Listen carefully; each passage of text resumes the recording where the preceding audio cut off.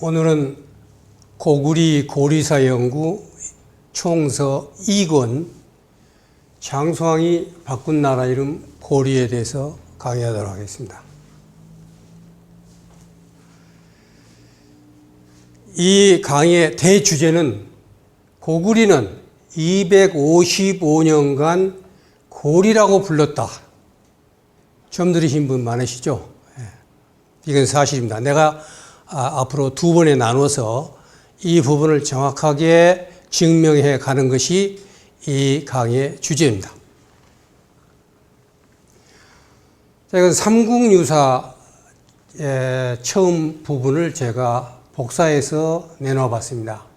왕력인데 여기에 보면 천한은 BC 202년에서 8년까지 됐었던 그런 나라입니다. 그 다음에 신라, 그리고 여기 보면 고리라고 나와 있어요.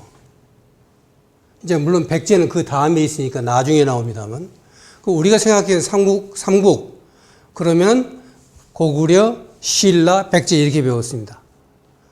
그러면 신라가 나오고 백제가 나오면 고구리가 나와야 되는데 이상의 삼국유사에서는 고리라고 나왔어요. 이거 혹시 잘못된 거 아닌가 해서 보니까 동명왕, 틀림없이 고구리 동명왕입니다.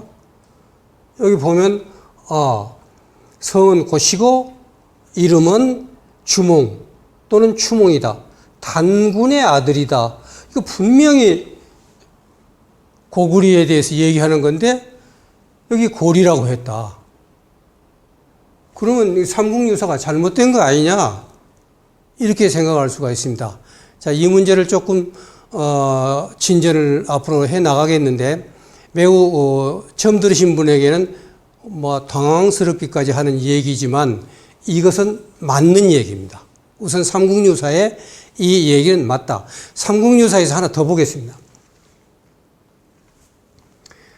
자, 삼국유사가 나중에 보면 여러분들이 배웠던 후삼국 시대라는 게 나옵니다. 그래, 후삼국 시대를 얘기할 때도 보면은 여기에 보듯이 후고리라고 나와요. 후고구려라고 하지 않았어요. 여기에 보면 901년, 궁예가 986년에 양귀리 밑으로 들어갔다. 그러고 나서 901년에 고리라는 나라 이름을 붙입니다. 3년 뒤에 마진이라는 나라 이름을 바꿉니다. 그러고 나서 여기에 지금 태조라는 것은 왕건을 얘기합니다. 여기에 보면은 918년에 6월에 궁예가, 그냥 궁자는 빼고 예만 썼습니다. 궁예가 죽으니 태조가 즉위하였다. 그러니까 이 연표로만 봐서는 이 후고리가 계속되는 것입니다. 그러니까 우리가 생각하기에는 원래 고리라고 했지만 마진이라고 바꿔서 태조가 다시 고리로 바꿨다라고 얘기합니다. 고려사를 보면 918년 여름 6월 병진 태조가 포정전에서 즉위하여 나라 이름을 고리라고 하고 연호를 고쳐 천수라 하였다라고 되어 있습니다. 그런데 이 삼국유사는 이 고려사보다 먼저 쓰여진 겁니다. 삼국유사는 고려시대 때, 당시대 때 쓰여진 거고 고려사는 나중에 조선시대 때 초기에 쓴 것이기 때문에 이게 더 훨씬 신빙성이 있습니다. 근데 여기에 보면은 태조가 고리라고 했다는 부분은 나오지 않고 그냥 후고리에 궁예가 세워서 고리라고 했는데 마진이라고 했는데 그냥 태조가 나옵니다. 그리고 태조가 나라를 세운 것처럼 했지만 사실은 죽으니까 태조가 즉위를 했다. 그 자리를 이었다. 이렇게 한 나라를 통으로 봤다는 겁니다. 그리고 이것을 갖다가 후고리라고 했습니다. 자, 이것은 무엇을 의미하는 것인가?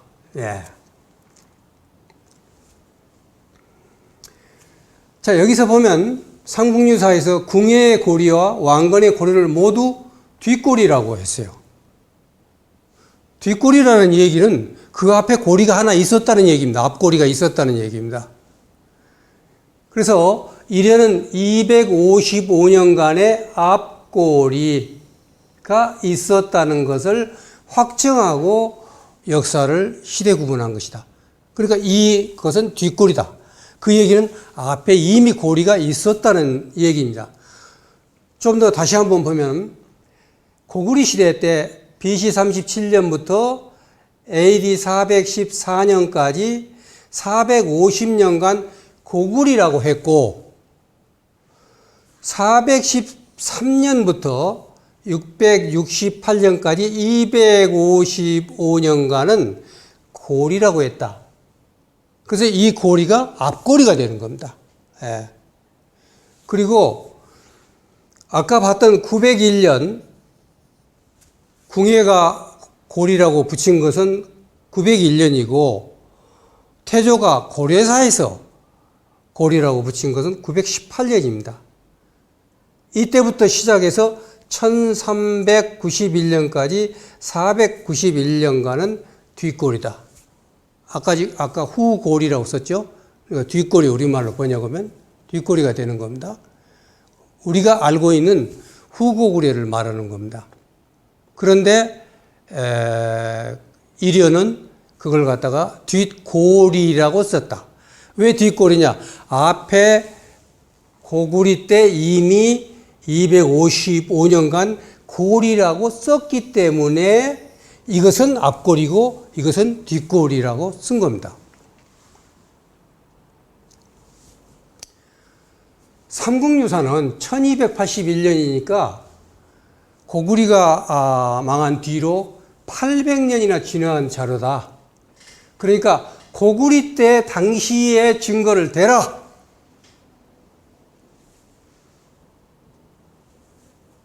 이 증거는 아주 차고 넘칩니다. 지금부터 두 번 나눠서 강의 모든 것이 다 이것을 증명하는 증거가 됩니다. 자, 증거 중에서 가장 좋은 것은 아까 말한 대로 삼국유사나 삼국사기나 전부가 다 고구리가 망한 뒤로, 발해가 지난 뒤로, 그리고 나서 고려시대 때 지은 책들입니다. 그렇기 때문에 가장 좋은 것은 고구리 사람이 직접 쓴 글이나 새긴 비석에 나라의 이름이 나온 것이 가장 좋습니다. 그런데 광개토 태왕비에는 나라 이름이 나오지 않습니다. 그 다음에 최근 2012년, 8년 전에 새로 발견된 집안 고구려 비에서도 나라 이름이 나오지 않습니다. 다만 충주 고리비에서만 나라 이름이 나옵니다. 자, 그러면 이 충주 고리비라고 했는데 여기는 뭐라고 나왔는가, 나라 이름이 한번 보도록 하겠습니다.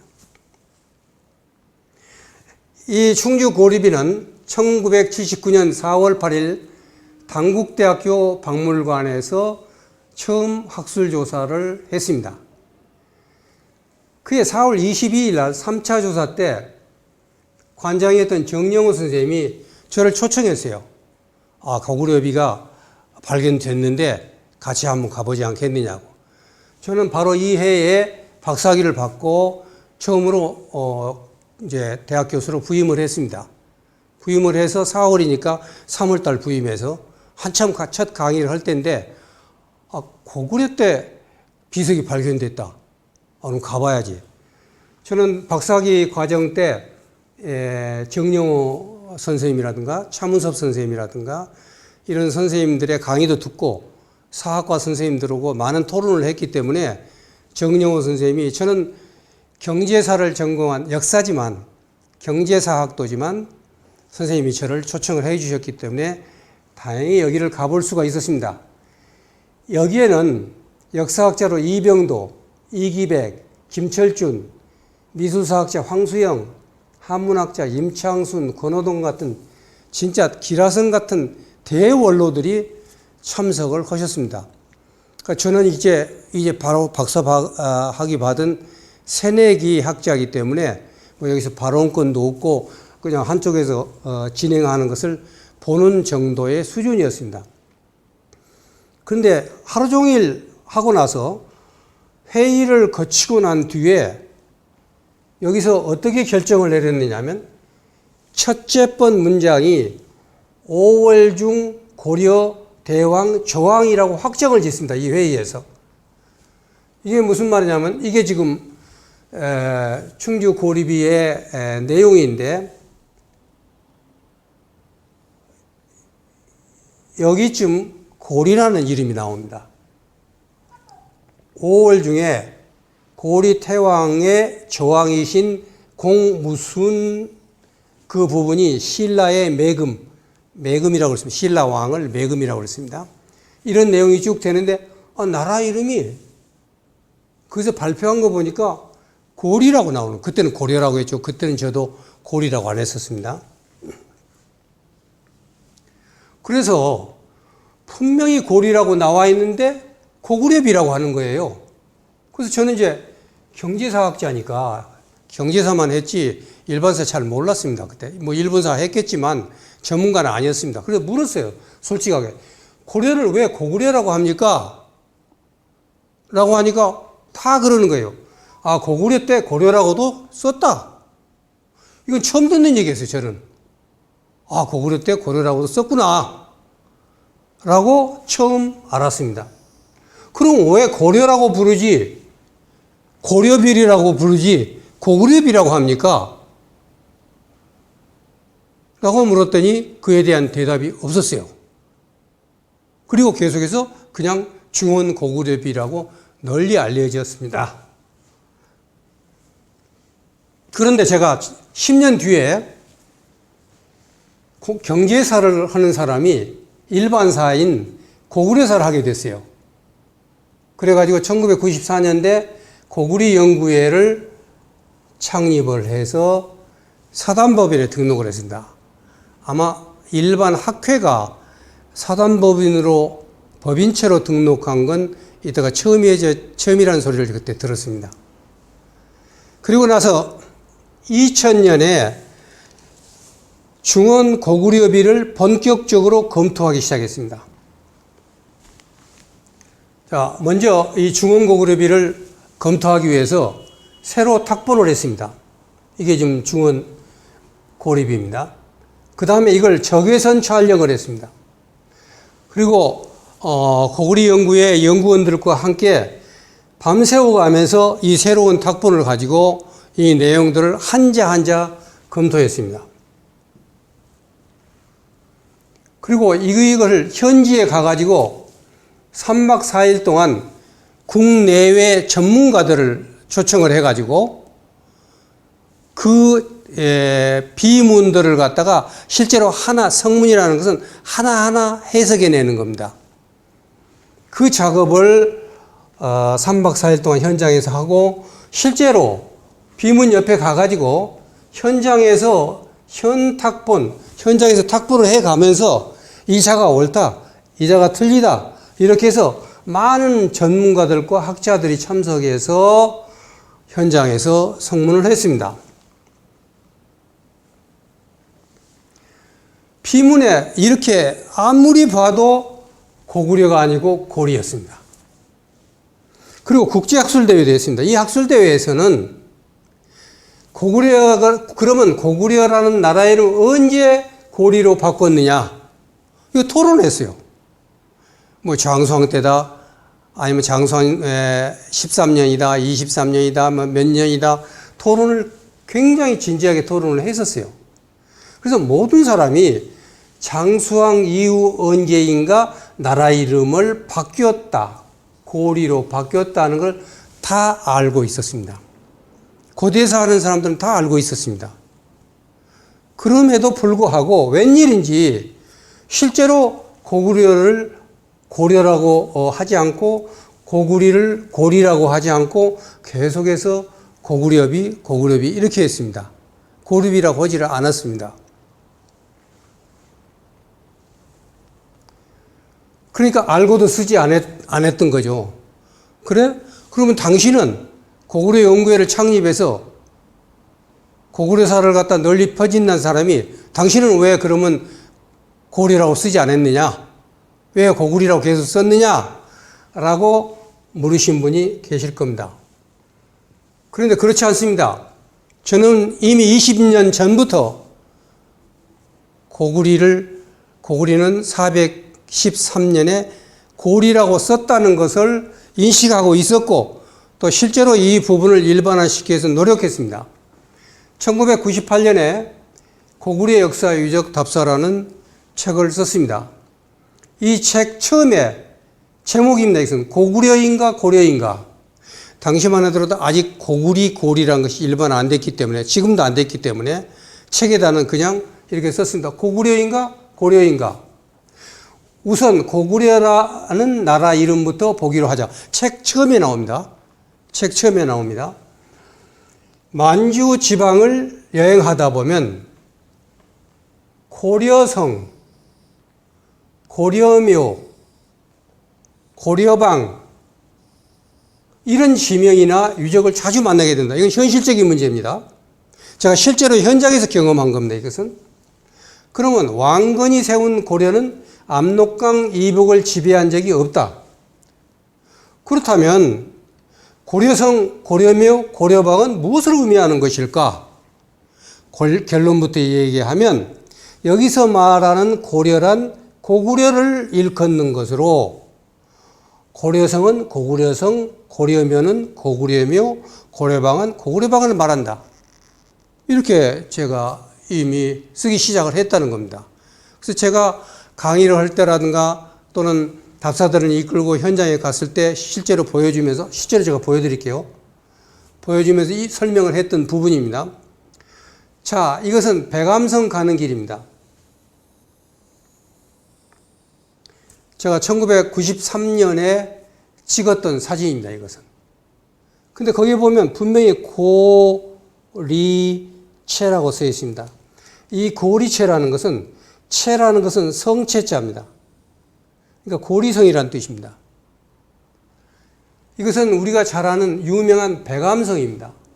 제가 지금까지 만주 지역에서 찾은 130개의 성 중에서 가장 웅장하게 가장 잘 남아있는 것이 바로 이 백암성의 이 치입니다. 자, 이 백암성은 현지에서는 고리청이라고 합니다. 고리청입니다. 그 얘기는 그러면 고리청이니까 우리가 생각한다 그러면 그럼 왕건이 세운 고리냐? 아니라는 겁니다. 그럼 왕건이 여기까지 차지했냐? 아니라는 겁니다. 그럼에도 불구하고 고리청이라고 한다는 것은 이 당시 여기에서 옛날부터 고리라는 말이 그대로 내려와서 지금까지 쓰이고 있었다는 것을 아주 웅변해주는 그러한 표지판이라고 그렇게 볼 수가 있습니다. 그리고 이런 증거도 있습니다. 그 책에 나온 겁니다. 1998년, 지금부터 22년 전에 쓴 책에 제가 이것도 보여주었습니다. 5, 6세기 영가 7년이란 글이 새겨진 금동열애 입상 강배에 지금 이렇게 내용이 나와 있죠. 고리국이라고 되어 있습니다. 제가 아주 크게 한번 확대를 해보고 포토샵을 통해서 굉장히 이 부분을 자세하게 클로즈업 시켜봤습니다. 이것은 지금 여러분들이 국립박물관에 가면 현지에 전시된 그런 유물입니다. 여러분들 가서 보면 고구려 시대 때 많지 않는 유물이기 때문에 아주 쉽게 찾을 수 있습니다. 그 뒤에 광배 뒤에를 보면 여기에 이렇게 고리국이라고 나와 있습니다. 좀 자세히 볼까요? 제가 설명을 한번 해봤습니다. 영가 7년 기민년에 고리나라 낭랑 동사의 주지경과 그 제자 비구 연을 비롯한 스승과 제자 40명이 함께 현급 1000부를 만들어 세상에 널리 퍼뜨리기로 하였는데 그 29번째 현이불은 비구 법영이 공양한 것이다. 그렇게 얘기했습니다. 자, 이것은 기민년에 만들었다는 것입니다. 그러면 연가 7년, 다음에도 보겠습니다만 고구려에서 이처럼 연호를 썼다는 것입니다. 이 영가 7년은 김인년이다. 자, 김인년은 장수왕 때인 419년, 그 다음에 장수왕 67년인 479년, 그리고 539년, 599년, 659년, 고구려 시대 때 5번 중에 하나인데 대체적으로 아마 장수왕 때 걸로 봅니다. 늦게까지는 안원왕 것으로 보는 학자도 있습니다만은 그 뒤까지는 가지 않습니다. 그렇기 때문에 이것은 분명히 여러분이 알고 있는 고구려 시대 건데 여기는 분명히 고리라고 되어 있다는 것입니다.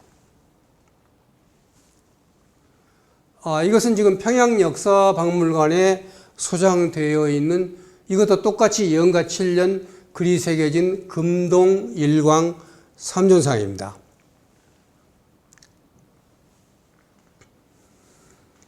그 다음에 2007년, 그러니까 한 또 10년 지났습니다. 이걸 공식적으로 학술 논문으로 발표를 했습니다. 고구리와 고리의 소리값에 관한 연구.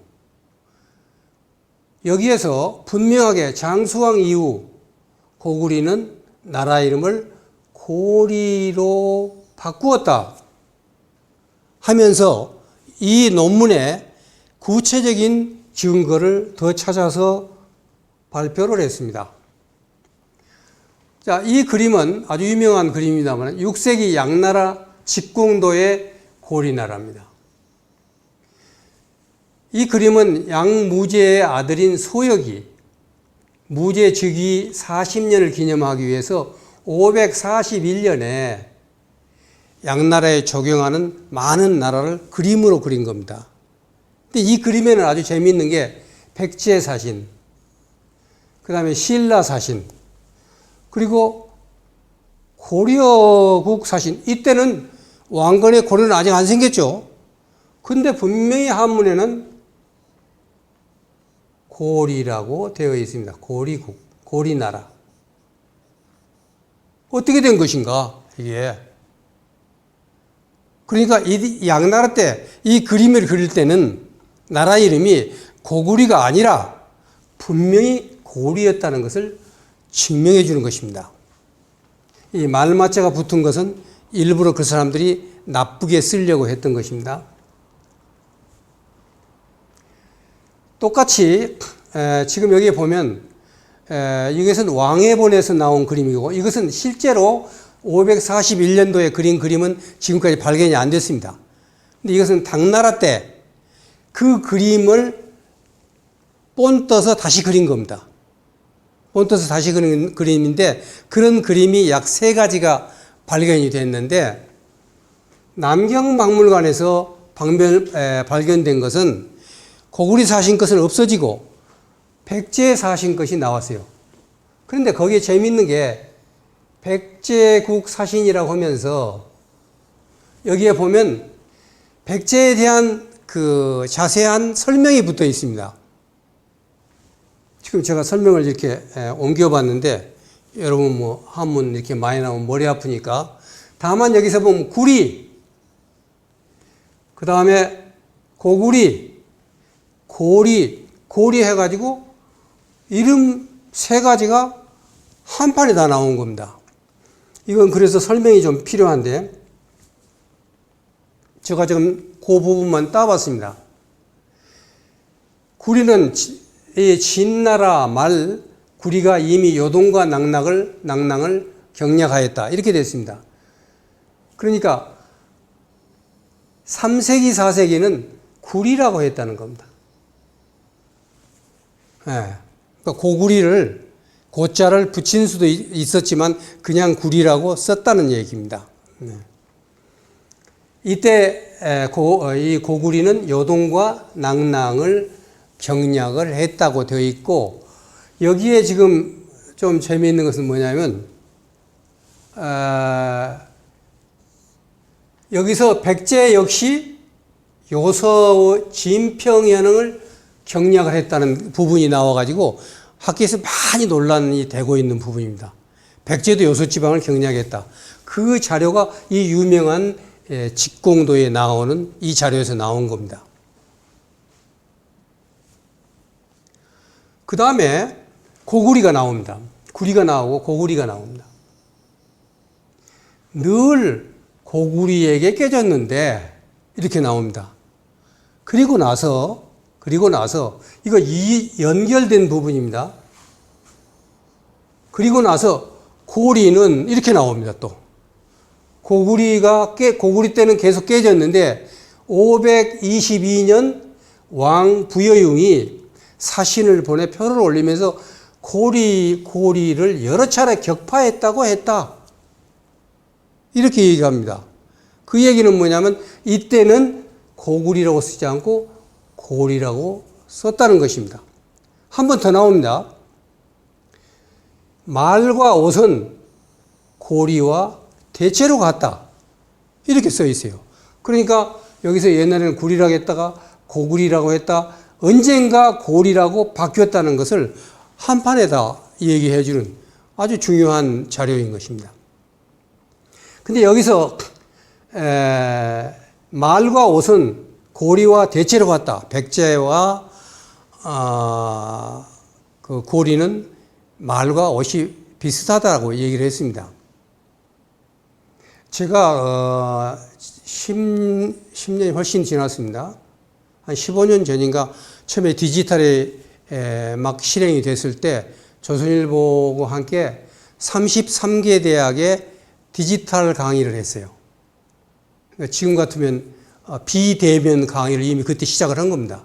고구리에 대해서 강의를 한 학기 했는데 그때 질문이 올라왔어요. 고구리하고 백제는 말이 같았느냐 틀렸느냐. 그래서 저는 이제 원래 이 원조가 고구리에서 넘어와서 했기 때문에 지배계급들이 고구려 말을 했으니까 말이 거의 같았을 거라고 얘기를 했는데 어떤 학생이 이렇게 질문했어요. 아니다. 교과서에 이기문 선생이 세 나라의 말은 전혀 다르다고 얘기를 했는데 무슨 얘기냐? 또 확실한 증거를 한번 대봐라. 그래서 된 증거가 바로 이 양직공도입니다. 왜냐하면 여기에 보면 말과 옷은 백제입니다. 백제의 말과 옷은 고리와 대체로 같다라고 그 당시에 이미 써놓은 자료이기 때문에 이걸로 봤을 때 서로 말은 통했다고 보는 것이 옳습니다. 그 다음에 이제 당나라 때 이것은 이제 사리를 담았던 사리함인데 7개 나라 인물이 그려진 은으로 된 사리함이 나왔어요. 근데 거기에 보니까 분명히 고리국이라고 나와 있는 고리나라라고. 자, 이것이 그러면 나중에 왕건의 고리 때 거 아닌가라고 얘기할 수도 있는데 실제로 그렇게 얘기한 중국학자가 있었습니다. 그러나 그게 아니고 이때 이미 고리라고 썼다는 것을 증명하는 겁니다. 자, 정리합니다. 고구리는 BC 37년부터 AD 413년까지 450년간 고구리라고 썼다. 그 다음에 AD 413년부터 668년까지 255년간은 고리라고 썼다. 그리고 901년부터 1392년까지는 궁예와 왕건이 세웠던 고리가 또 있었다. 그렇기 때문에 삼국유사에서는 이것을 앞고리라고 했고 이걸 뒷고리라고 했다. 왕건이 세운 것은 뒷고리라고 했다. 그냥 여러분들이 후고구려라고 알고 있는 것이 후고리라고 되어 있는데 후자는 한문이니까 우리말로 갖추면 고리도 한문이 아닙니다. 우리말로 뭐 고리니까 그냥 제가 뒷고리라고 한 겁니다. 자, 좀 수학적으로 계산해 보면 고구리 450년, 앞고리 250년에서 고구리 고리는 705년을 갔다. 그리고 뒷고리가 491년이니까 고리라는 이름만 746년이 갔고, 자, 고리라는 두 나라를 합치면은 무려 1196년 동안이나 고리라는 나라였다라는 결론이 나오는 것입니다. 그렇다면 고리라는 두 나라가 1200년이나 갔단 말이냐?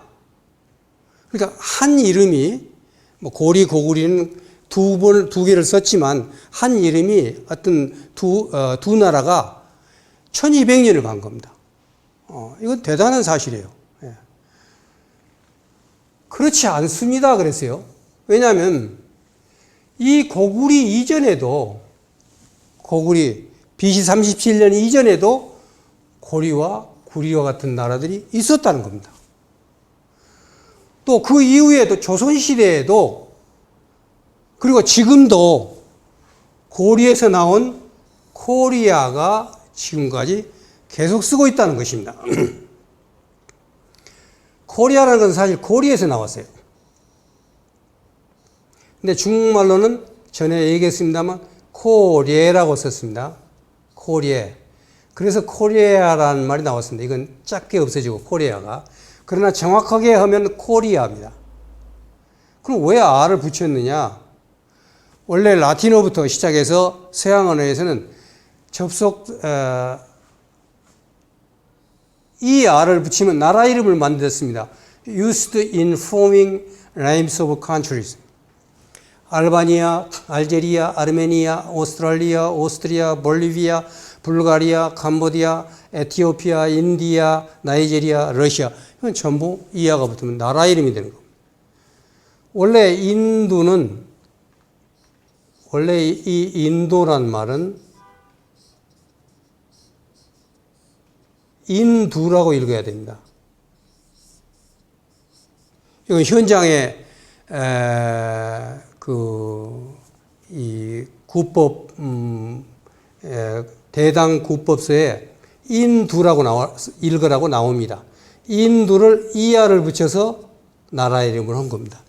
그 다음에 영어에서는 여기다가 S를 붙여서 강 이름을 해가지고 인더스가 되는 겁니다. 예, 인더스가 되는 거죠. 어찌됐든 간에 이 코리에서 나온 코리아가 지금까지 이어지고 있는 것입니다. 그래서 고리란 이 나라 이름은 다음에 보겠습니다만은 고구리 이전에도 있었고 그 다음에 조선시대에서 지금까지도 우리나라 전체 역사 긴 동안 줄곧 쓰였다. 아주 중요한 얘기입니다. 그래 고구리 이전에도 고리가 있었다고? 그럼 내놔봐라. 자, 지금부터는 고구리 이전에 고리와 구리와 이런 나라의 나라 이름이 있었다는 것을 지금부터 설명을 드리도록 하겠습니다. 자, 일주서라는 책이 있습니다. 원래 주서인데 뒤에도 주서가 주나라가 또 나와요. 그래서 아주 옛날 선진 시대의 주서다 하기 위해서 일주서라는 말을 붙였습니다. 이것은 1027년부터 771년까지 있었던 주나라의 역사를 쓴 역사책입니다. 여기에 보면은 고인은 겸양인데 겸양이란 뿔이 4개인 양을 말한다 라는 게 쓰여 있는데 여기에 진나라 때 공조란 사람이 줄을 달면서 여기서 말하는 고이라는 것은 동북쪽 오랑캐인 고구리를 말한다라고 추석을 붙였어요. 자, BC 1027년 이때 이미 고구리란 나라가 있었다. 나라 이름이. 그래서 이 문제에 대해서 북한의 손영정 선생이 이 일주서라는 것은 위서라는 말도 있고 후자는 후세 사람들의 주석이므로 요 공조의 주석 믿기 어렵다고들 한다라고 줄을 달고 나서도 약간 의심을 했습니다. 근데 노태돈 선생이 한국고대사에서 같은 해에 주라는 것은 공조의 것이 유일하며 이것은 사실성을 뒷받침할 만한 어떤 근거도 없다라고 부정을 했습니다. 5년 뒤에 윤내현 선생이 고조선 연구를 쓰면서 주나라의 동북 지역인 지금의 나나유역에 고구리족이 존재했다라고 주장을 했습니다. 자, 그럼 이걸 어떻게 평가할 것인가? 추모가 고구려를 세운 BC 37년부터 아주 오래전에 고이라는 나라가 있었다. 이건 사실이다. 그리고 적어도 공조가 줄을 달았던 이때는 고이는 고구려라고 인식했다라는 점은 우리가 인정할 수 있다. 저는 여기까지만 설명하겠습니다. 왜냐? 다른 게 또 있으니까. 이 상서라는 것은 우리가 나중에 이제 이 상서라는 것이 이건 경전이다. 그러니까 송나라 때부터는 서경이라고 부릅니다. 이 서경에 이것은 최초의 역사책인데 우나라, 한나라, 상나라, 주나라 시대의 역사를 기록한 겁니다. 여기에도 보면 성왕이 이것도 BC 1115년입니다.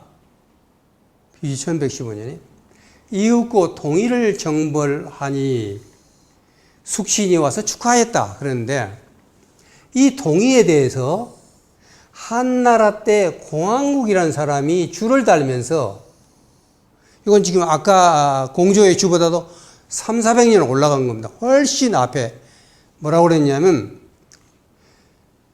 동의는 구리, 부여, 한, 맥과 같은 물이다. 이렇게 얘기를 했어요.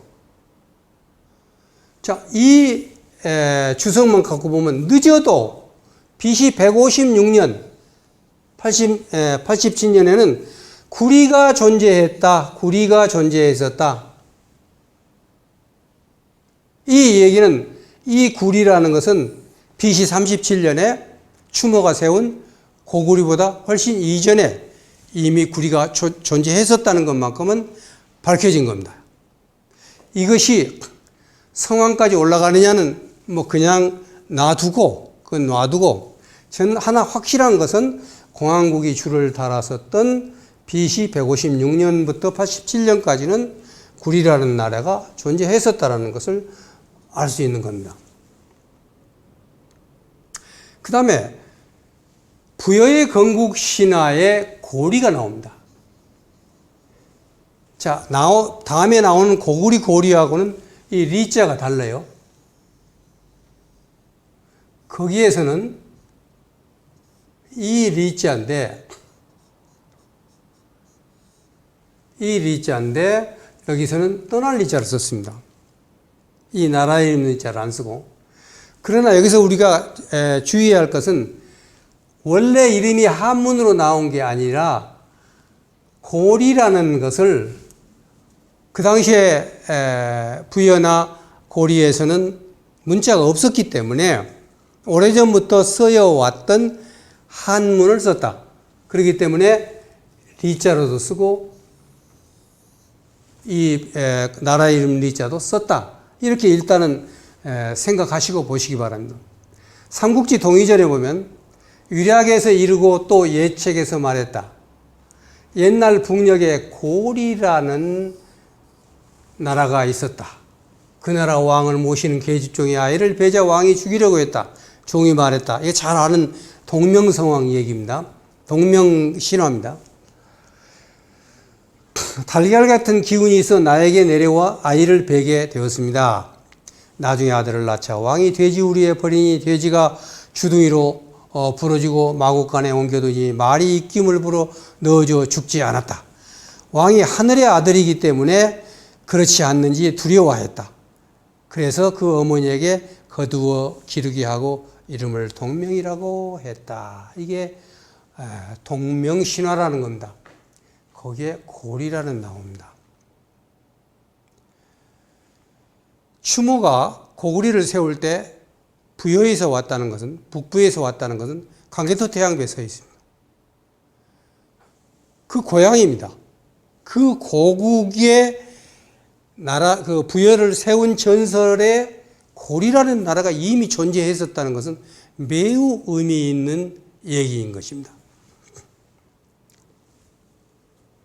이 고리 문제는 위략에서 나왔다고 그랬고, 논영에서는 탕리라고 했고, 후한서에서는 생리라고 했고, 신수기에서는 이 고리. 그러니까 한문이 다 달라지는 거예요. 다 고리예요. 양서나 태평하라면이나. 음은 다 똑같은 고리인데 글자가 비슷해가지고 생리, 탕리라고도 읽었다고 봐야 됩니다. 자, 어쨌든 간에 부여의 건국 신화로 등장하는 나라 이름 고리가 있었다 하는 것이 나왔습니다. 그럼 이제 두 가지가 나왔어요. 자, 결론적으로 추모가 BC 37년 고구리를 세우기 훨씬 이전에 구리라는 나라가 있었다. 아까 봤었죠? 그 다음에 추모가 BC 37년 고구리를 세우기 훨씬 이전에 고리라는 나라가 있었다. 여기는 추모의 고국인 부여에 있었으니까 추모와 훨씬 더 깊은 관계가 있는 것이죠.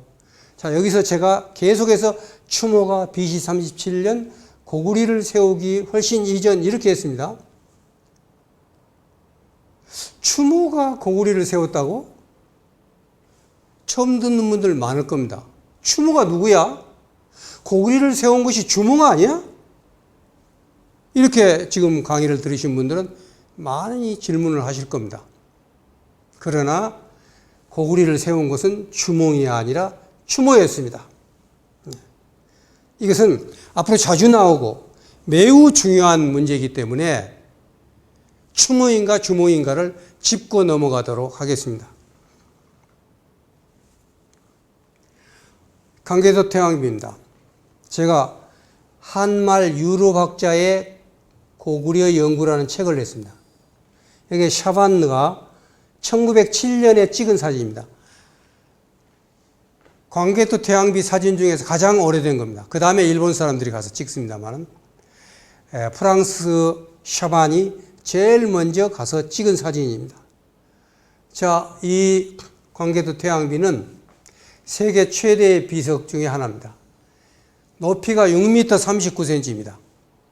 6m 39cm면 여러분들이 3층에 올라가 가지고 창문을 딱 열었어. 근데 거기에 무슨 큰 돌멩이가 하나 거기까지 올라왔어. 그게 광개토 태왕비입니다. 그만큼 높습니다. 13톤. 1톤짜리 조그마한 승용차 13대만큼 무거워요. 예. 참 대단한 겁니다. 근데 이 비석은 크고 무거워서 유명한 게 아니고 거기에 1775자라는 글자가 쓰여 있어요. 그리고 글자 하나가 14cm에서 15cm예요. 한번 보세요. 14cm에 대단합니다. 스케일이. 네. 그래서 어떤 사람은 바위책이라고 얘기했어요. 여러분 천자문에 글자가 몇 자 들어가 있어요? 1000자 들어가 있죠? 근데 이 책에는 1775자예요. 저 책이에요. 이게 한 권의 책인 겁니다.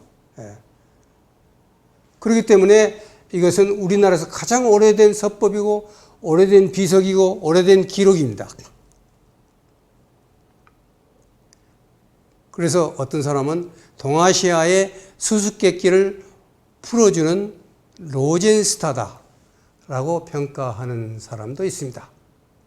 고구리 사람이 당시에 직접 새긴 비문이고 고구리 기록까지 가운데서 지금까지 고구리 사람이 쓴 것 중에서는 가장 오래된 기록입니다. 이것보다 더 믿을 수 있는 기록은 없는 것입니다. 근데 여기에 보면 추모라고 딱 나와 있어요. 더 자세히 보겠습니다.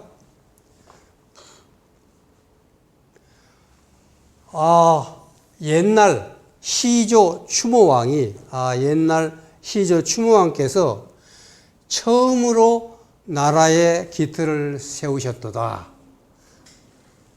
창기야, 출자, 북부여.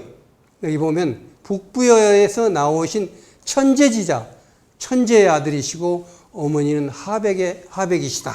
이렇게 나와 있어요. 하백의 따님이시다라고 나와 있어요. 여기서 분명히 추모라고 나옵니다. 추모. 주몽이 아니에요. 추모라고 나와요. 예. 시조 이름이 추문하고 나오는 겁니다. 이건 1912년도니까 지금부터 8년 전에 국내성, 지금 현재 지반입니다. 현재 지반에 국내성 지역, 여기가 지금 국내성입니다. 이 섬은 북한섬입니다. 북한섬이에요. 이게 지금 압록강이고, 서쪽으로 가면은 통구무덤대라는 무덤대가 있어요. 여기 통구무덤대. 여기 조그마한 강이 하나 흐르고, 여기 위에 천추묘라든가 큰 묘들이 많습니다. 왕릉들이. 여기에서 비석이 하나 발견됐어요. 강가에 반반한 돌이 하나 있는 거예요. 있는데 시골 농부가 언젠가 저놈을 가져다가 빨래 빠는 돌로 써야 되겠다라고 생각을 하고 있었는데 갑자기 여기에 굉장히 유명한 게 뭐냐면 머루포도들을 많이 심습니다. 그래서 여기 통화포도주라고 해서 유명합니다. 그래서 머루포도 그 나무를 많이 심고 그 쇠줄을 쭉 해서 쭉 당겨야 돼요, 이걸. 그래서 당기기 위해서 끝에 매달은 돌을 찾는데 이놈을 갖다가 한 거예요. 갖다가 매달라고 보니까 글자가 보이는 거예요. 8년 전입니다, 불과. 그래서 이걸 이제 무물국에다 얘기를 했어요. 그래 와가지고 딱 탁본을 하고 떠보니까 이게 고구리비예요. 이 고구리비는 지금까지 딱 3개입니다. 광개토 태양비, 그 다음에 충주에서 발견된 고리비. 근데 3번째 비가 나온 겁니다. 자, 여기 비에 보면은 이게 지금 비 모형이고 옆면이고 탁본입니다. 직접 사진을 찍거나 탁본을 우리가 못했기 때문에 거기서 나온 책에 있는 부분만 최대한 살려보았는데 상태는 그렇게 좋지 않는 편입니다. 자, 여기 보면은 이 비문에 보면은 자, 술, 무순의 유를 정하고 이것은 뭐냐면 수묘인 비라고 해서 무덤을 지키는 규칙을 정해서 거기다 세워놓는 수묘비로 보고 있습니다. 근데 보면 무무순년에 비문 실행에 그 법률을 정했다라는 부분이 나옵니다. 그런데 여기에 글자가 분명치 않는 거예요. 만약 이것이 무자 같으면, 그런데 거기서 이렇게 글자가 이건 2개 정도가 나왔어요. 이렇게. 그러니까 이렇게 되면 자자가 되고 또 이렇게 되면 오자가 되고 그냥 이렇게 되면 신자가 되는 겁니다. 그래서 지금 이건 아직 확정이 안 됐는데 만약 무자가 되면 388년이 되고 무신이 되면 광개토 태왕 18년이 되고 무오가 되면 장수왕 6년이 됩니다. 광개토 태왕비가 414년에 섰으니까 414년이니까 광개토 태양비보다 먼저 세운 비석일 가능성이 굉장히 커요. 그래서 굉장히 중요한 의미를 가지고 있습니다. 그런데 여기에 보면은 재미있어요, 아주. 시조, 태왕 때, 이것은 글자가 안 보입니다. 글자가 안 보죠. 넉자가 안 보입니다. 하늘의 도리를 받아 스스로 원앙을 이었다 하면서 그 밑에 이런 게 나와요. 시조 추모왕이 나라에 깃들을 세우셨도다. 이것은 광개토 태양비하고 똑같은 문장이 나온 겁니다. 거의 같은 시기에 썼다고 봐야 됩니다. 네. 그래서 대체적으로 광개토 태양 때 이것은 세운 것이 아니냐, 아니면 장수왕의 아버지니까, 자기 아버지니까 광개토 태왕이 414년에 광개토 태양비를 세웠는데 이 광개토 태양비에 수묘인의 유를 정해서 처음으로 비석을 세웠다는 기록이 나옵니다. 그렇기 때문에 광개토 태양비보다 좀 빨라서 이것은 직접 광개토 태왕 때 세운 것이 아니냐라는 논란이 지금 되고 있는 아주 중요한 비석입니다. 네. 그리고 여기서 보면 두 번째 보면 하느님의 아들이고 아마 이것도 천재지자란 말이 빠졌는데 저는 그렇게 읽습니다. 하백의 후손이고 신령의 보호와 은덕을 입어 나라를 열고 강토를 개척하니 대대로 이어 내려왔다. 뭐 이렇게 나온 앞에 부분이 여기 지금 좀 들어갔습니다만은 시조 추모왕이라는 게 분명히 나온다. 그러니까 시조는 누구냐? 당시에 세운 비석으로 봤을 때 분명히 추모지 주몽이 아니다. 그 다음에 또 하나 있습니다.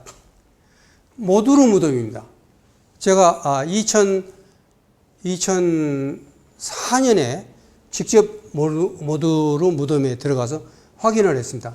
여기에는 무덤에 아무 벽화도 없고 이 글자만 여기서부터 여기까지 쫙 한쪽에 문 앞에 쫙 기록만 되어 있습니다. 아주 특이한 그런 벽화인데 여기에 보면 태사자 모두르는 땅땅 여기 이제 많은 문장이 나옵니다. 하백 후손이고 해와 달의 아들 천재지자가 아니라 여기서는 1월의 아들이라고 그랬어요. 추모 성왕이라고 그랬어요. 추모 성왕은 본디 북부에서 나셨다. 이렇게 얘기가 시작됩니다. 자, 지금까지 고구려에서 나온 모든 기록은 직접 자기들이 쓴 기록에는 다 추모라고 나왔습니다. 그러니까 고구려를 세운 것은 추모가 세운 것이 아주 분명한 겁니다. 그렇다면 누가 주몽이라고 했냐? 누가 주몽이라고 잘못 썼냐? 그걸 밝혀내야지만 추모가 맞다는 걸 받아들이지 사람들이 그걸 받아들이질 않아요. 광개토 태양비라는 것이 발견되는 게 19세기니까 불과 100년 전후죠. 그리고 우리가 알려진 것은 1990년대 이후에 현장에 가보지 못했으니까 모르고 있었어요, 우리는. 좀 그 뒤에 모든 것을 다 1990년 이후 20, 30년 내에 우리가 알고 있는 사실이기 때문에 다 주몽으로 알고 있는데 추모가 밝혀졌다. 그럼 누가 주몽이라고 했느냐? 이걸 밝혀내야지만 모든 사람이 그렇구나. 그 주몽이 틀리고 추모가 맞구나. 그래서 주몽을 밝혀내는 작업을 제가 했습니다. 맨 먼저 나온 게 551년입니다. 광개토 대왕은 414년이죠. 그러니까 140년이나 후에 위서에 처음으로 주몽이라는 게 나옵니다. 고구리는 부여에서 나왔다. 스스로 선조가 주몽이라 하는데 주몽의 어머니는 하백의 딸이다 하고 천재지자는 빼버렸어요. 아버지는 하늘의 아들이고 이건 빼버리고 북위에서 그리고 주몽의 어머니는 하백의 딸이다라는 말만 썼습니다. 그건 광개토 태양비하고 매우 비슷한 내용을 쓰다가 추모를 주몽으로 바꾸고 천재지자를 빼버린 겁니다. 그리고 이 얘기는 그 다음에 주서, 수서, 북사 이대로 옮겨갑니다. 중국 사서에서 계속 옮겨 썼던 거예요. 주몽이라는 것은. 이 추모라는 단어는 상고음을 제가 좀 추적해 봤더니 추는 그냥 추라고 읽으면 됩니다. 근데 이 모는 며에 가깝습니다. 그래서 이 어음과 그 다음에 오음은 거의 비슷하기 때문에 추모라고 해도 괜찮다고 그렇게 생각을 하고 있습니다. 그런데 당시에 추모라고 읽은 걸 그 당시에 보면요. 북위의 사신이 광개토 태양비를 다 세우고 나서 얼마 안 돼서 옵니다. 와가지고 자기 나라가 해서 고구려에 대해서 얘기한 게 나와요. 저는 틀림없이 그 사람들에 의해서 기록이 됐다고 봅니다. 그때 추모란 얘기를 들었는데 북위에서는 추를 이 붉을 주자도 추라고 읽었다고 봐요. 당신은. 어리석을 몽자도 모라고 읽었을 겁니다. 그런데 될 수 있으면 나쁜 뜻을 가진 글자를 골랐다고 봐요. 왜냐하면 추모라는 것은 고구리 말이지 그것이 한문으로 썼던 게 아니기 때문에 그걸 듣고 한문으로 옮기면서 그냥 추모라고 썼는데 고구리 사람들은 북위 사람이 와서 듣고 가가지고 얘기를 쓰면서 바꾼 겁니다. 자, 우리가 한안사전에 주몽이라는 걸 한번 보겠습니다. 이건 불굴주자라고 많이 알고 계신데 난쟁이라는 뜻이 있습니다. 몽이라는 것은 한마디로 무지몽매하다는 뜻입니다. 좋은 거 하나도 없습니다. 어지럽히다, 흐트러지다, 만나다 속이다, 어리석다, 또는 어린 사람, 어린 모양 이런 것들입니다. 결국 이 주몽이란 뜻은 난쟁이 같고 어리석은 어린애란 뜻입니다. 그러니까 같은 추모, 고구려에서는 추모라고 해서 이 주자를 썼는데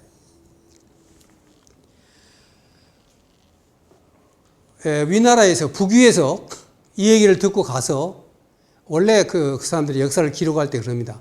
주변 나라의 인물이나 나라를 말마자를 붙인다든가 개견자를 붙인다든가 해서 뜻을 다 나쁜 걸 씁니다. 예. 또는 벌레충자를 쓴다든가 그런 식으로 해서 주몽이라는 것을 이렇게 만들었다. 이렇게 볼 수가 있는 것입니다. 자, 이걸 갖다 정리를 한번 해봤습니다. 제가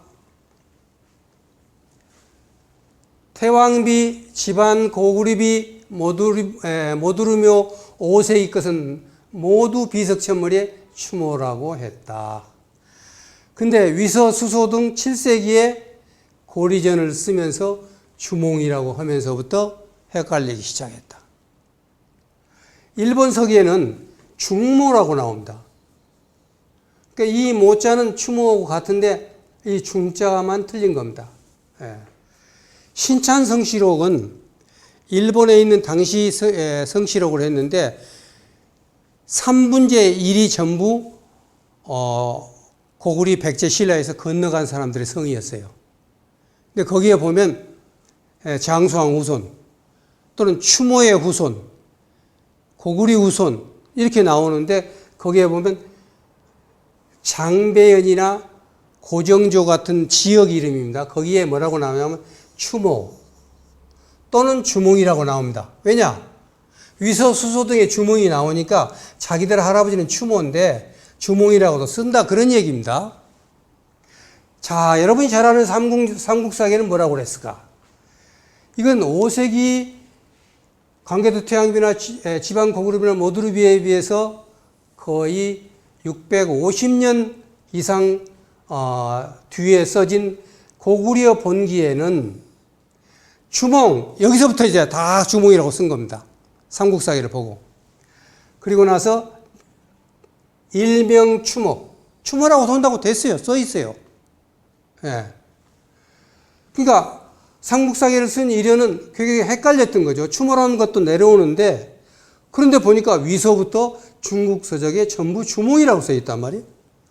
그러니까 주몽을 선택을 한 거예요. 앞에다가. 앞에 나냐 뒤에 놓느냐는 문제인데 백제본기에는 또 달라요. 백제본기에는 백제를 건국을 얘기를 할 때 원조가 원래 고구려 사람이고 할아버지는 추모라고 써야 되겠죠? 할 때 분명히 앞에다 추모라고 씁니다. 그리고 일명 주몽이라고 그랬어요. 신라 본기에는 중모라고 했고 그리고 삼국연표는 주몽이라고 했어요.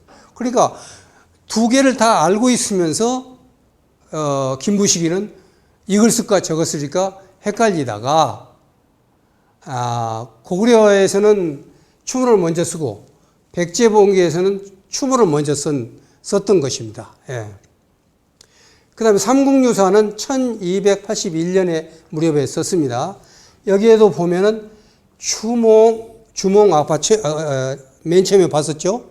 주몽 또는 추몽이라고 한다. 추자가 나왔어요. 그 다음에 남부에서는 추모라고 한다. 또는 주몽이라고 한다. 이런 식으로 여러분이 보시다시피 삼국사기와 삼국육사에서는 편지아들이 추모와 주몽을 놓고 굉장히 고심했던 흔적이 보입니다.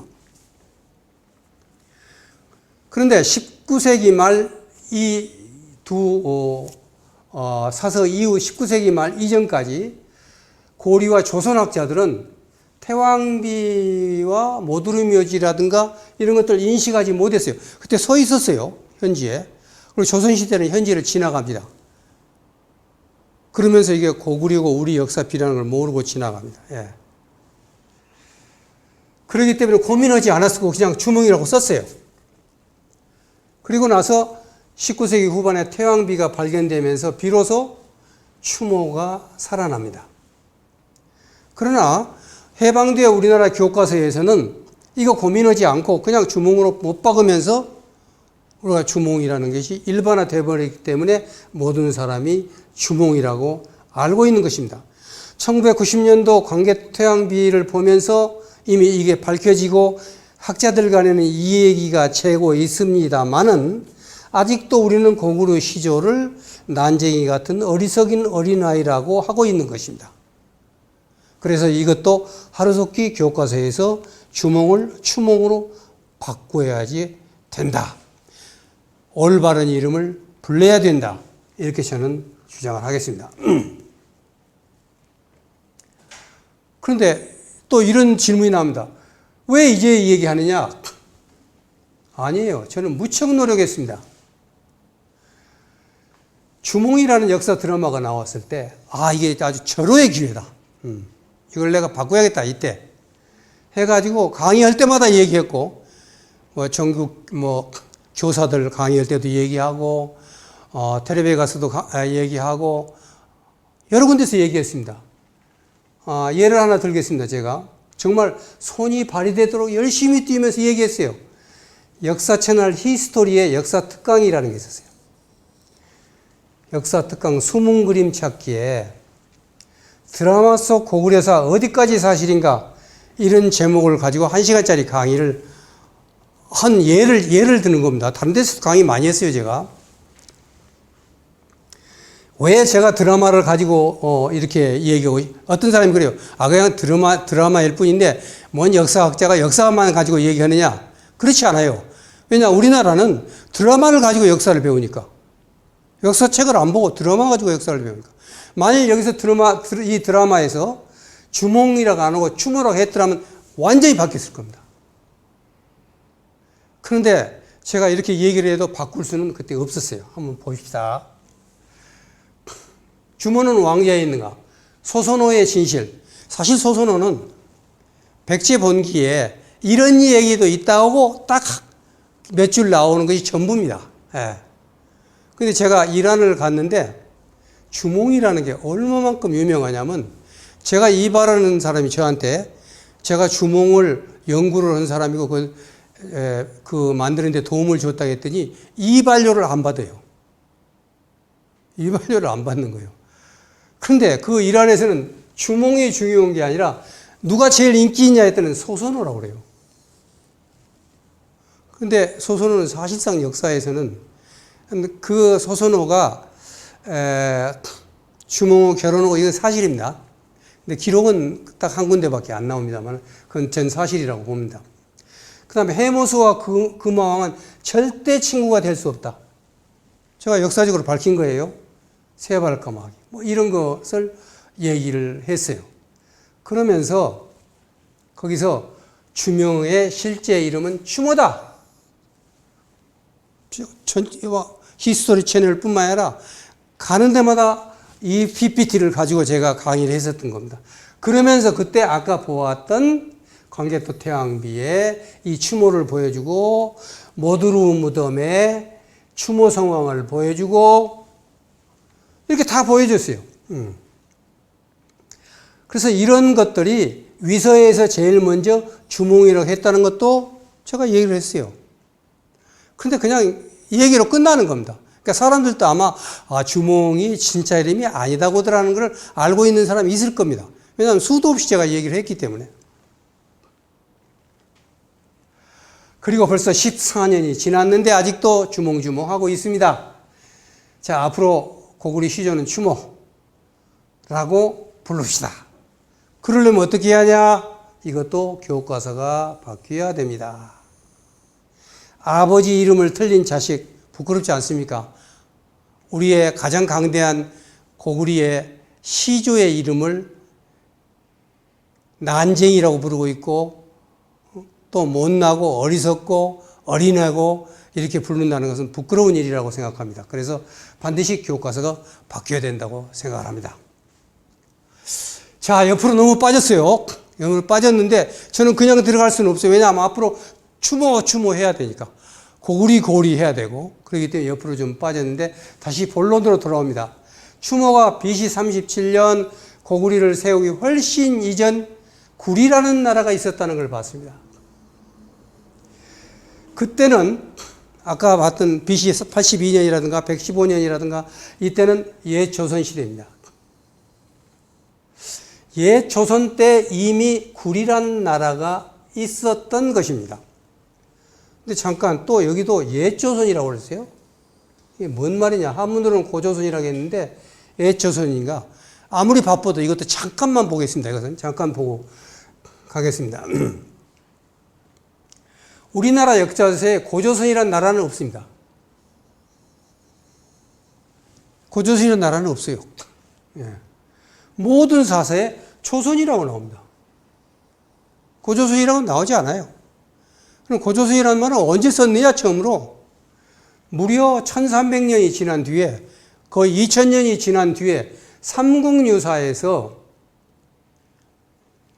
기자조선과 당군조선은 고조선이고 위만조선이 조선이라고 했었습니다. 그러니까 마지막에 기록에 나온 조선을 기준으로 해가지고 그 이전 기자조선과 당군조선을 고조선이라고 하면서 이것은 조선이 두 개, 세 개이기 때문에 이걸 나누기 위한 방편이지 나라 이름이 아닌데 많은 사람이 당군이 세운 조선을 고조선으로 알고 있어요. 그런데다가 고자는 낡을 고자입니다. 뭔가 기분이 좋지 않아요. 예. 근데 현재 학계에서는 이 기자조선은 인정하지 않고 있습니다. 이 부분은 저도 다음에 7권에 가서 확실하게 밝히겠습니다. 기자조선은요, 그냥 중국에서 얘기했을 뿐이지 실제로 기자가 조선에 와서 있지는 않았었습니다. 네. 자, 이것은 아닙니다. 그래서 당군조선과 지금 학계에서는 당군조선과 위만조선을 고조선이라고 부르고 있습니다. 네. 근데 오히려 이성계 조선과 이것이 조선이고 당군조선과 위만조선은 고조선이라는 말로 지금 쓰이고 있어요. 여기서 기준은 뭡니까? 이성계의 조선이 기준이고 고조선이 옛 고자를 붙인 겁니다. 당군조선을. 이것은 굉장히 옳지 않습니다. 굉장히 옳지 않아요. 만일에 예를 들어서 여러분이 알다시피 온조의 백제가 있고 견훤의 후백제가 있는데 이 견훤의 후백제를 기준으로 해서 백제라고 하고 온조의 백제를 고백제라고 하면 말이 됩니까? 말이 안 되잖아요. 마찬가지로 이성계의 조선을 조선이라고 이것을 고조선이라고 한다? 이것도 말이 안 되는 거예요. 마지막에 있었던 위만조선을 조선이를 기준으로 삼고 기자조선, 당군조선을 고조선을 이것도 말이 안 되는 거예요. 하나 더 우리가 잘 아는 궁예가 아까 말했죠. 후고구리. 근데 추모의 고구리 이거 두 개인데 궁예의 고구리를 갖다가 고구리라고 기준으로 삼고 옛날 추모가 세운 걸 고고구리라고 하면 말이 됩니까? 이런 논리다 이거예요. 그래서 이 문제는 앞으로 학계에서 진지한 논의가 필요하다. 학자들은 이걸 해야 돼요. 이걸 해서 제대로 정립해서 바꿔서 그것을 바꾸면 고등학교 역사 선생님들은 그대로 가르치면 되는 겁니다. 네. 그리고 국민들은 받아들이는 겁니다. 이런 것들을 하기 위해서 역사 연구가 필요하고 역사학계가 필요하고 역사학계가 필요한 겁니다. 그래서 저는 고조선이라고 쓸 수는 없고 그래서 조선이라고 쓰면서 또 구분이 안 되기 때문에 그냥 옛조선이라고 쓴다 하는 겁니다. 자, 옛조선에 고구리가 있었다. 여러분이 잘 아시는 한서에 지리지가 있습니다. 여기에 보면 현도군이 나옵니다. 현도군에 45,006호의 인구는 22만 명이다. 세계현인데 거기에 고구리현이 있다. 고구리현, 상은태, 서계마 세 개의 현이 있다고 나옵니다. BC 108년에 한무제가 조선을 멸합니다. 그리고 1년 뒤인 107년에 현도군을 설치합니다. 108년에 낙랑군을 설치합니다. 그러나 현도군은 나중에 1년 뒤에 107년에 설치를 합니다. 이 현도군에 고구리라는 현이 이미 존재했다는 것입니다. 이 사실은 뭐냐면 이 고구리는 BC 37년에 추모가 고구리를 세우기 훨씬 이전에 70년이나 이전에 이미 고구리가 있었다는 것입니다. 자, 그러면 현도군과 고구리에 대한 주석을 한번 보도록 하겠습니다. 한서에 나온 주석입니다. 안사고라는 사람이 줄을 달았는데 BC 107년에 고구리를 설치했다고 나옵니다. 그렇기 때문에 108년이 아니라 이것은 107년이에요. 침략한 것은 109년입니다. 109년인데 108년에 망하고 그 다음에 실제로는 107년까지 전투가 계속됐다는 겁니다. 고구리를 설치했다는 것입니다. 근데 이 고구리는 조선의 호국이었다라고 나옵니다.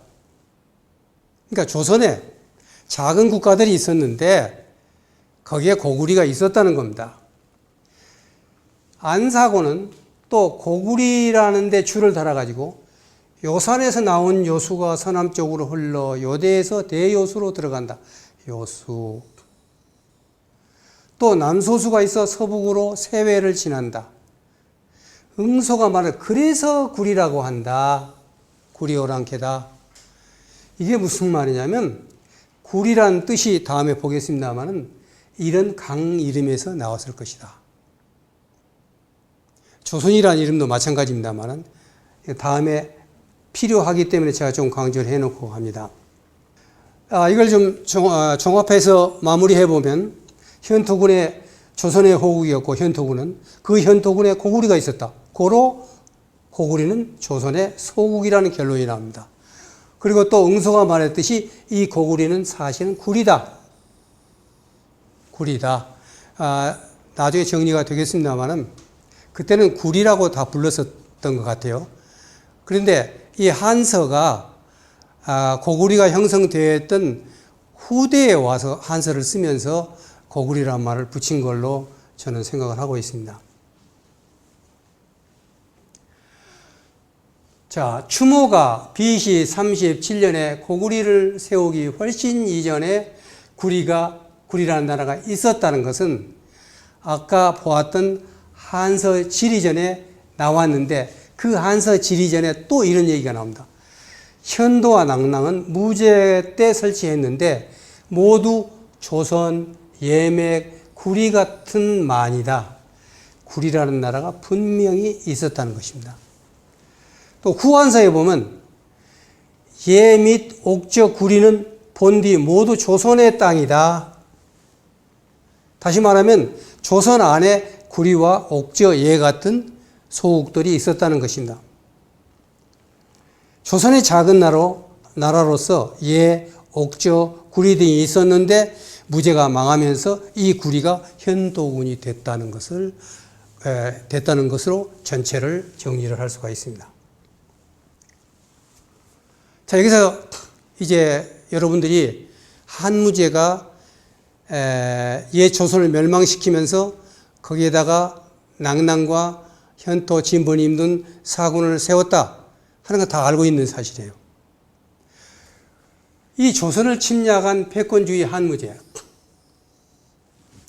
이 사람은 우리 역사에서 가장 뼈아픈 패배가 뭐냐면 바로 한무제의 조선이 멸망한 것입니다.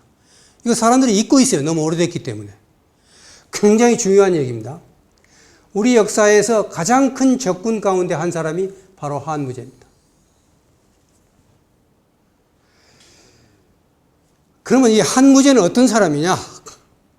한무제는 어떤 사람이냐? 한무제의 증손자가 다음 때에 선제 황제로 등극을 합니다. 등극을 하면서 BC 73년에 여봐라, 너희들 중에 우리 할아버지 한무제가 얼마나 위대한가 한무제에 대한 평가를 한번 해봐라. 그렇게 얘기를 하니까 뭐 영토를 넓혔고 뭐 많은 얘기를 했는데 그 중에 하우승이라는 신하가 아주 솔직하게 얘기합니다. 무제가 비록 사방 오랑캐를 물리쳐 영토를 넓힌 공은 있으나 군사와 백성을 많이 죽이고 백성들의 재산을 마르게 하고 사치가 크고 법도를 잃었고 국고를 탕진하여 텅 비게 하고 백성들을 떠돌게 만들어 죽은 사람이 절반이 넘습니다. 어디서는 20%의 인구만 살아남았다. 이렇게 기록도 있습니다. 그러니까 엄청 전쟁 때 다른 나라 사람 죽인 것보다 훨씬 많은 자기 나라 사람이 죽은 거예요. 누리떼가 크게 일어나 농작물이 전혀 없는 땅이 수천리고 농사를 못 짓어요. 군대 가서 다 죽어버리니까. 사람이 서로 잡아먹기도 하고 그런 쌓인 병폐가 아직도 회복을 못하고 있습니다. 무제는 백성에 대해 아무런 공덕이나 은택을 베풀지 않았고 종무제략의 묘약도 만들지 않았습니다. 근데 다음에 이제 당태종이나 수양제나 이런 사람들이 전부가 고구리를 칠 때 뭐냐면 한무제를 들고 나옵니다. 위대한 한무제를 잇겠다. 자, 한무제는 위대한 겁니까 이게? 싸움꾼이고 정복꾼이고 백권주의자죠. 그런데 제가 좀 한심한 거를 제가 하나 봤기 때문에 얘기를 좀 하나 해야 되겠습니다. 어떤 채널이 EBS 채널로 알고 있는데 그 중국에 있는 유명한 관광지를 쭉 찾아다니면서 중문학을 전공한 교수가 그 앞에 쭉 안내를 합니다. 안내를 해가지고 한무제의 문흥이라는 데를 딱 가서 여기 딱 올라가서 딱 하면서 한무제의 위대함을 한시를 쫙 낭독을 하는데 아주 낭낭하게 이렇게 위대한 한무제로. 그러면 여러분들이 당태종이라든가 또 일본 우리 쳐들어간 일본의 천황 묘지에 가서 그 위대함을 시로 낭독할 수 있습니까? 저는 한심한 얘기예요, 사실은. 이런 얘기는 왜 나오는가? 옛날부터 학문이라는 것은 문사철이라고 그랬어요. 문학을 하면서 역사도 해야 되고 철학을 해야 돼요. 문학만 외워서 했지 철학을 몰랐던 거예요. 역사를 몰라. 그게 우리나라 고조선을 멸망시켰다는 사실을 모르는 거예요. 그리고 그 위대하게 찬양하고 있는 거예요. 거기 가지고. 그래서 정신없는 백성은 정신없는 역사를 낳는다고 그랬습니다. 그래서 우리가 학자들도 역사를 하는 사람은 철학을 알아야 되고 문학을 알아야 되고 또 문학을 하는 사람도 역사와 철학을 해야 되고 철학하는 사람도 역사를 알아야 돼요. 그래서 역사성이 배제된 학문이라는 것은 상당한 가치가 떨어진다. 저는 그렇게 보고 있는 겁니다. 자, 이제 좀 쉬었다가 아주 새로운 관점에서 추모의 고구리 건국 과정과 나라 이름을 왜 고구리라고 했고 그 다음에 어떻게 했는가 하는 부분에 대해서 얘기를 나누도록 그렇게 하겠습니다.